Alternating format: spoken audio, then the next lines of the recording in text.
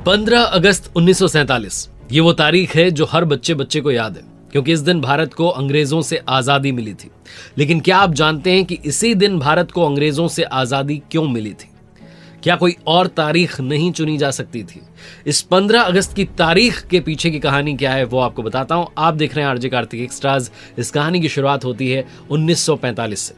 Second world war खत्म हुआ था। अंग्रेजों की जो सिचुएशन थी वो बहुत खस्ता थी। उनकी जो इकोनॉमिक कंडीशन थी वो बहुत बेकार थी और उस समय वो अपने ही देश पर रूल नहीं कर पा रहे थे। तो ऐसे में भारत पर रूल करना बड़ा मुश्किल होता जा रहा था। 1945 में ब्रिटिश इलेक्शंस होते हैं और लेबर पार्टी की वहां जीत होती है, जिसने अपने मैनिफेस्टो में यानी कि चुनावी घोषणा पत्र में वादा किया था कि हम इंडिया और जो बाकी इंग्लिश कॉलोनीज हैं उनको आजादी देंगे। तो कई सारे डिफरेंसेस होने के बाद भी इंडिया को इंडिपेंडेंस मिले, इसके लिए भारतीय नेताओं की बात लॉर्ड वेवल से शुरू हो गई थी और इसके चलते फरवरी 1947 में लॉर्ड माउंटबेटन को इंडिया का लास्ट वाइसरॉय अपॉइंट किया गया, जिन पर इस बात की जिम्मेदारी थी कि वो भारत का जो इंडिपेंडेंस का रोड मैप है उसे तैयार करेंगे। शुरुआती प्लानिंग के हिसाब से भारत को जून 1948 में आजादी मिलने की बात कही गई थी। वाइसरॉय लॉर्ड माउंटबेटन से इसी बारे में इंडिया के लीडर्स की बातचीत हो रही थी, लेकिन उस समय जिन्ना और नेहरू के बीच में बंटवारा बहुत बड़ा मुद्दा बन चुका था और जिन्ना लगातार अलग देश की डिमांड रख रहे थे।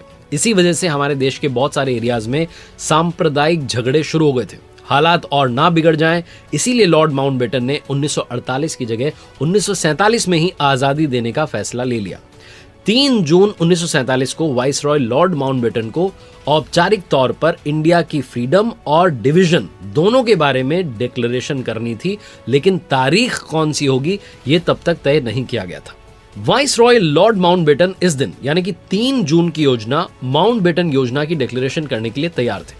उनके इस ऐलान के ठीक एक रात पहले कांग्रेस और मुस्लिम लीग के लीडर्स के साथ उनकी 2 मीटिंग्स हुई। 2 जून 1947 को लॉर्ड माउंटबेटन के कमरे में समझौते के कागजों को पढ़ने सुनने के लिए 7 भारत के नेता वाइसरॉय से मिलने गए थे।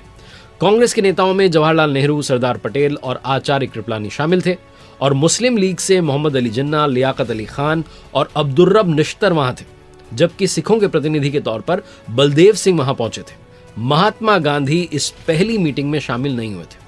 माउंटबेटन ने डिसाइड किया था कि इस मीटिंग में कोई भी बहस ना छिड़ने पाए, इसलिए उन्होंने जिन्ना से पूछा कि क्या वो इंडिया को, भारत को उस रूप में स्वीकार करेंगे जिसकी कल्पना कैबिनेट मिशन में की गई थी। जिन्ना तैयार नहीं हुए। उसके बाद लॉर्ड माउंटबेटन ने अपनी प्लानिंग के एक पॉइंट को बताना शुरू किया। उन्होंने कहा कि पंजाब और बंगाल में जो हिंदू और मुसलमान बहुसंख्यक जिले हैं उनके सभासदों की अलग से मीटिंग बुलाई जाएगी।